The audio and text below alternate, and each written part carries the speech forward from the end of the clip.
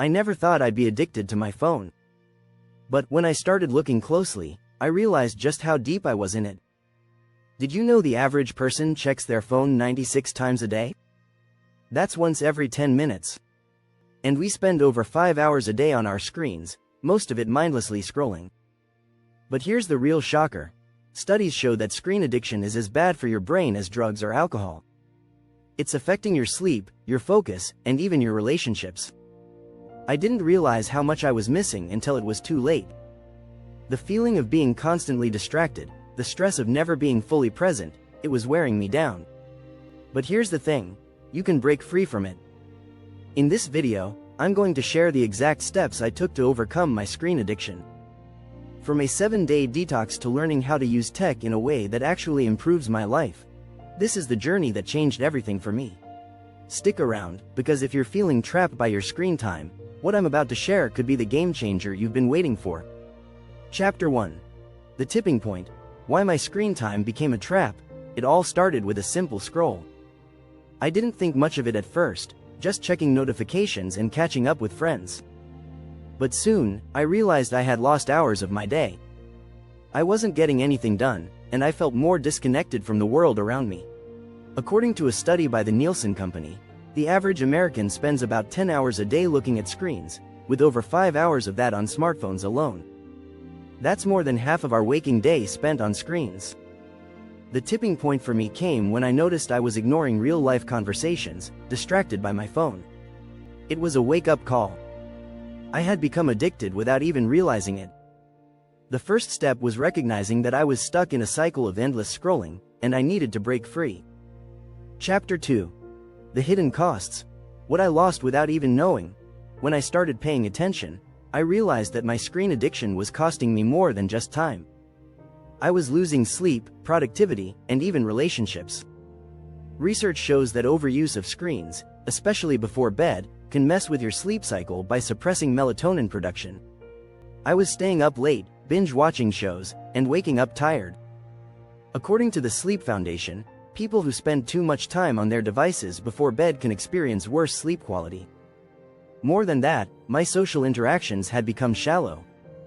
Instead of having deep conversations, I was typing quick replies. I felt disconnected, not just from others but also from my own emotions.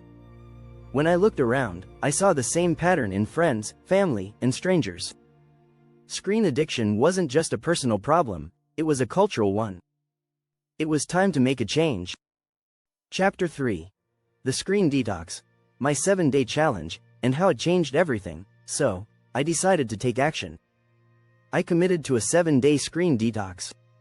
The goal was simple, no mindless scrolling, no social media, and only essential screen use for work. It wasn't easy. On the first day, I felt like I had lost a limb. But as the days went on, I started noticing something surprising. My mind felt clearer. I had more energy. I was doing things I had put off for months. I even started reading again. According to a study published in JAMA Internal Medicine, screen time has been linked to lower rates of physical activity. But when I limited my screen use, I found I had more time for physical activity and hobbies. By the end of the week, I felt more present in the moment, and I realized just how much of my life I had been missing. The detox was hard, but it was the wake-up call I needed to start making changes in my routine. Don't forget to subscribe if you're finding this helpful, and stay tuned for the next part where I dive into mindful tech use that changed everything for me. Chapter 4. Breaking Free. The Power of Mindful Tech Use. After the detox, I didn't want to go back to my old habits. So, I learned to use tech mindfully. This meant setting limits and boundaries around my screen time. One strategy I found helpful was using screen time trackers. Apps like Moment or Screen Time on your phone can help monitor and reduce your usage. Setting daily limits on non-essential apps was a game changer. Instead of mindlessly scrolling, I began choosing how I spent my time. I focused on quality over quantity, choosing activities that contributed to my growth. I also set designated times for checking social media, so it didn't bleed into my day. I discovered that small changes, like muting unnecessary notifications, helped me regain control. I learned that tech wasn't the problem, it was how I used it.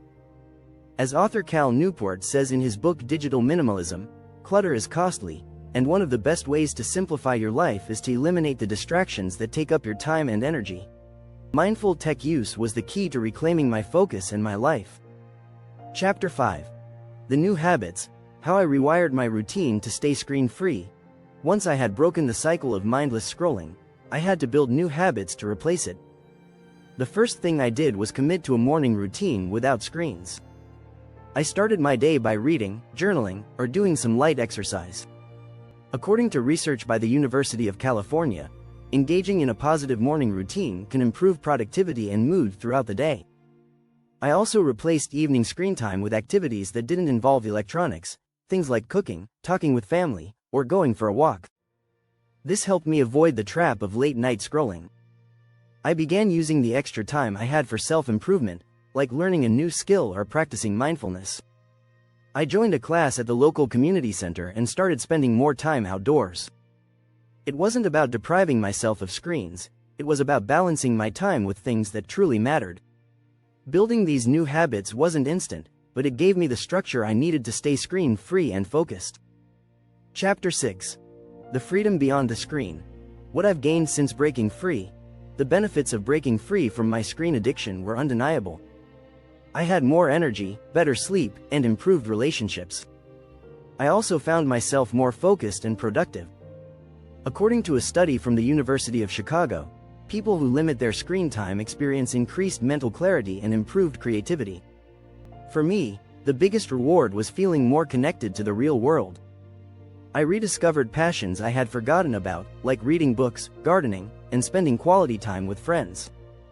I also felt a sense of freedom I hadn't experienced in years, freedom from the endless cycle of notifications and distractions. Most importantly, I felt in control of my life again. I was no longer a slave to my devices. It was liberating. And now, I realize that breaking free from screen addiction was one of the best decisions I ever made. As Tim Ferriss says, what we fear doing most is usually what we most need to do. And for me, overcoming my screen addiction was exactly what I needed to unlock my true potential. If you've made it this far, don't forget to hit subscribe and join me for more tips on how to live a focused, productive, and balanced life. Thanks for watching. In conclusion, defeating screen addiction isn't about cutting out tech entirely. It's about using it in a way that enhances your life, rather than taking it over. Start by recognizing the problem, challenge yourself with a detox, and then replace bad habits with new, productive ones. By mindfully using tech and finding balance, you can reclaim your time, your relationships, and your happiness.